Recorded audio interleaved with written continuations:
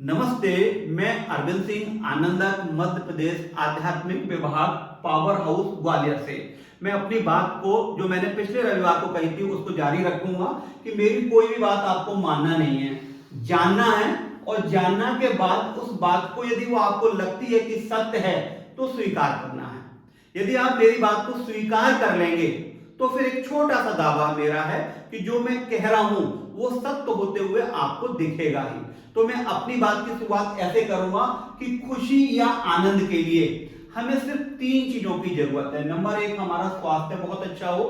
Number 2, हमारे रिश्ते बहुत अच्छे हों। और नंबर 3, आर्थिक स्थिति हमारी मजबूत हो या आर्थिक स्थिति हमारी ऐसी हो कि हमारी कोई भी तमन्ना जो है वो तमन्ना जो हमारी रह ना जाए।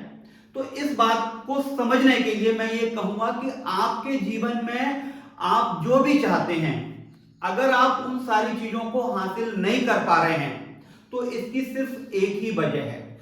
वजह यह है कि आपकी जो आत्म छवि है, आपकी जो आत्म छवि है, वहां तक जो आपके लक्ष्य हैं वो पहुंच नहीं पा रहे, या आपकी जो आत्म छवि है उसे स्वीकार नहीं कर पा रहे। और यदि आपकी आत्म छवि उसको स्वीकार कर लेगी तो फिर ये जो सर्वो मैकेनिज्म है ये अपना काम करने लगेगा। तो जो बात निकल के आ रही है वो ये निकल के आ रही है कि हमको आत्म छवि के बारे में जानकारी होनी चाहिए, लक्ष्य के बारे में होना चाहिए और सर्वो मैकेनिज्म के बारे में होना चाहिए। यदि हमें इन तीनों चीजों के बारे में जानकारी है तो हम कुछ भी कर सकते हैं। और बात चूंकि खुशी की चल रही है तो सबसे पहले हम देखेंगे खुशी है क्या। खुशी की अपनी अपनी हर व्यक्ति की परिभाषा है। यदि हम रविन्द्रनाथ टैगोर जी को देखें तो उनकी एक सूक्ति है कि मैंने सपना देखा कि जीवन आनंद है। मैंने सपना देखा कि जीवन आनंद है, जीकर देखा तो सेवा ही आनंद है। अर्थात उन्हें ऐसा लगा कि जो सेवा है उस सेवा को करने के बाद उन्हें खुशी महसूस हो रही थी, उन्हें आनंद महसूस हो रहा था। दूसरी तरफ हम देखते हैं एक बिजनेसमैन है, यदि उसका व्यापार बहुत अच्छा चल रहा है तो वो अपने आप को खुश महसूस करेगा, आनंद में महसूस करेगा।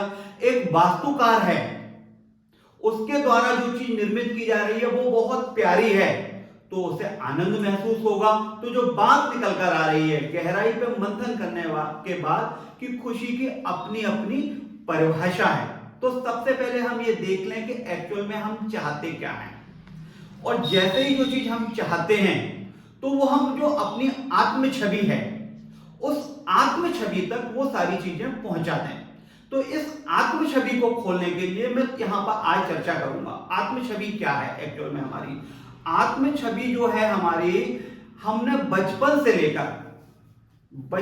लेकर आज दिनांक तक अपने बारे में अपने टीचरों से, अपने माता पिता से, अपने आसपास के लोगों से जो सुना है वो हमारी आत्म छवि बन गई। और हम उस आत्म छवि के अनुसार ही जो हमारे सारे के सारे व्यवहार रहते हैं। तो सबसे पहले हमको ये देखना है कि जो हमारी आत्म छवि है वो वास्तव में सही है कि नहीं। यदि मैं हीरो बनना चाहता हूं तो हीरो बनने की मेरी आत्म छवि है कि नहीं। जैसे ही मैं उसको देखूंगा तो फिर मुझे यहां दिखाई दे जाएगा कि इसमें ये कमी है और ये अच्छी चीज है। तो जो कमी है उसको हम सुधारेंगे और जो चीज हमारी ठीक है उसको हम बढ़ाएंगे। इसको यदि मैं दूसरे तरीके से कहूं तो जैसे पैराशूट जो होता है ना, पैराशूट की विशेषता ये होती है कि वो मुसीबत में काम आता है। जैसा कि हम सब जानते हैं कि पैराशूट जो है मुसीबत में काम आता है। यदि समय पर पैराशूट खुल जाए तो हम नीचे आ जाएंगे और उस दुर्घटना से बच जाएंगे। लेकिन यदि वो पैराशूट खुलता नहीं है तो हम घायल हो जाएंगे और हो सकता है हमारी मौत भी हो जाए। अर्थात यानी जो पैराशूट है हम उसका लाभ नहीं ले पाएंगे। तो पैराशूट का लाभ हम कब ले पाते हैं? जब हम खुल जाते हैं। तो खुलने से मेरा जो आशय है यहां पे ये है कि हमारे आसपास जो भी घटित हो रहा है सबसे पहले हमें ये देखना है कि उसमें कौन सी चीज हमारे मतलब की है और कौन सी चीज हमारे मतलब की नहीं है। जब हम इस तरह का चिंतन करने लगेंगे, मनन करने लगेंगे तो फिर हमको समझ में आ जाएगा कि क्या चीज हमारे मतलब की है, क्या हमारे मतलब की नहीं है। तो हम उन्हीं चीजों को लेंगे जो हमारे मतलब की है। अब यहां पे मतलब से भी एक आशय है। एक्चुअल में मेरे लिए वो सारी चीजें अच्छी हैं जिन्हें और लोग भी स्वीकार कर रहे हैं, जिन्हें और लोग भी स्वीकार कर रहे हैं।